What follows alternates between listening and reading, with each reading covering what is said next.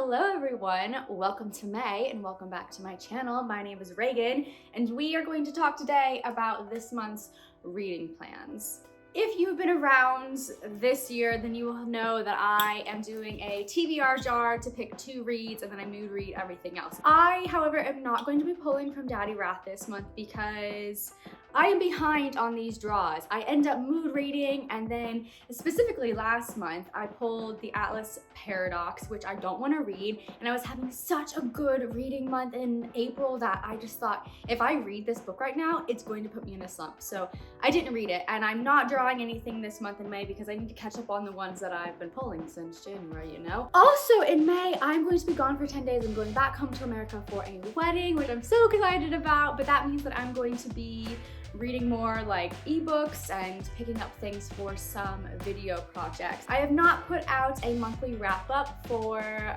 February, March, or April, and that is on purpose because I have lots of videos dedicated to the books that I've read and I am currently reading. So I will do a big like review of every book that I read for like 4 months at the end of May. And in the meantime, you will see like dedicated videos and like vlogs to those books. But that being said, I've decided I'm just gonna like read what I'm drawn to in May, if that makes sense, so I can kind of catch up on my Goodreads goal and just like be happy reading, because again, May was like such a good reading month, like probably one of the best I've ever had. But anyway, you'll hear more about that in like future videos that are coming out soon. So I've gone through my shelf in the last 2 minutes and I was like, what do I want to read this month? Because a lot of the books I'm in the mood to read are fantasy, fae, romance books, and I'm doing vlogs right now reading a bunch of indie authors and like trying to find the best fae romances out there. So I don't really like want to share that because I A, don't know what I'm going to be reading for those videos, and B, like it's more fun to just kind of be a surprise. But there is one, and I'll share with you now, that I own, and that would be Daughter of No Worlds by Teresa Broadbent. She is like all over Book Talk, Bookstagram, and BookTube right now, and I'm very excited. This is supposed to be like Throne of Glass, but like amplify it, make it adult. It's about a girl named Tisana, I think is how you pronounce it. And that's really all I want to know. I think there's gonna be like warrior vibes and bodyguard tropes and like enemies to lovers and magic and smut, and I'm excited. So this is going to be something that I'll be reading in May, and you'll see it in one of my fantasy romance reading vlogs. And then I was looking around on my shelf and I was like, ugh, what do I want to read? Because I really want to pick up House of Sky and Breath now that I have finished the Throne of Glass series in April. But I have a lot of work to do in May, and I'm traveling to America, and I will not have time to read this. So she's gonna wait. We're gonna save her until June, okay? It's very difficult for me to put her down. And you know I own 7 copies of that book, and I've still not read it, but I wanted to finish Throne of Glass first. Anyway, what else?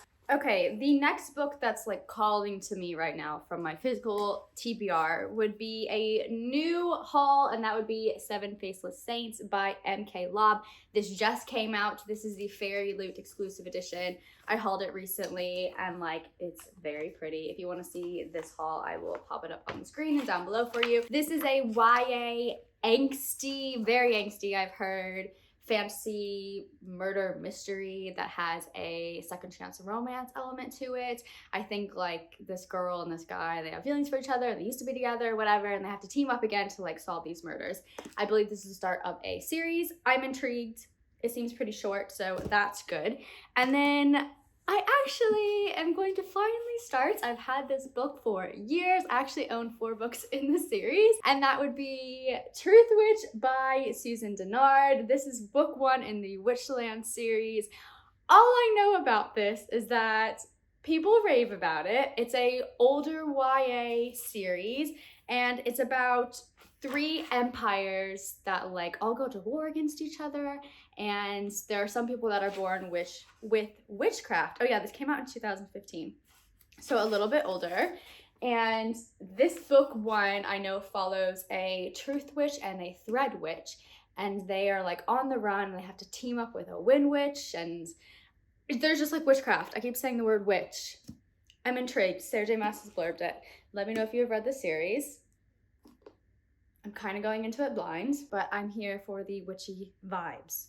On top of these books, I should mention that I am actually in the middle of 5 other books right now, but I'm not gonna talk about them because like, my mood changes, you know? I'm reading them, I'm putting them down, I'm picking something else up, and I'll probably finish them this month and you'll hear about them. But this is kind of like where I'm at. Reading these, potentially finishing the books that I've been reading, picking up indie fantasy books on my Kindle or Apple Books. And then I do want to kind of like soft launch a readathon that will be happening this year. I am currently putting together all the details, and that would be a group readathon of the Outlander series by Diana Gabaldon, book 1 being Outlander. If you don't know what this is, where have you been the last like 20 years? This is following Claire, who travels back in time in like 1945-ish, and she has to marry under certain circumstances the Highlander and Laird Jamie Fraser, and then of course there's a Starz TV show surrounding it. There's a ton of books in this world and in this series. I want to start it. It has romance, fantasy, kind of science fiction elements, historical fiction, lots of very tragic things happen in this book. It's very heart-wrenching. It's very beautiful. I have not read it. I read like 40 pages when I was 19 and then like went and like to college and like forgot about it.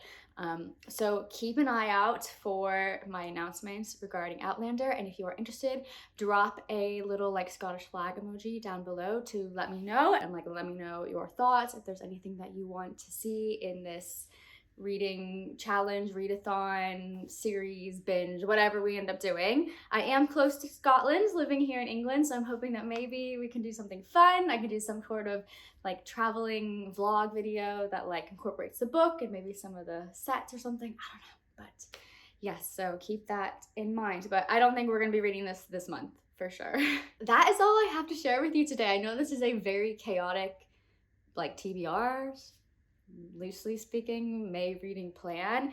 I will be posting videos and Instagrams and all sorts of stuff, like traveling to America, going to Barnes, of course. I saw the recent pre-order sale, like save 25%, and I was like, why don't I live in America? Why am I living here when I could go to Barnes and like pre-order all these books? But anyway, let me know what you're reading in May. Let me know all of the juicy things. Let me know if you're interested in the Outlander readathon. I'm thinking this will take place sometime at the start of fall because like, you know, vibes, that's the kind of feeling I'm getting with this book. But anyway, thanks so much for watching. Thanks for sticking around with me, and I will see you in another video very soon. Bye.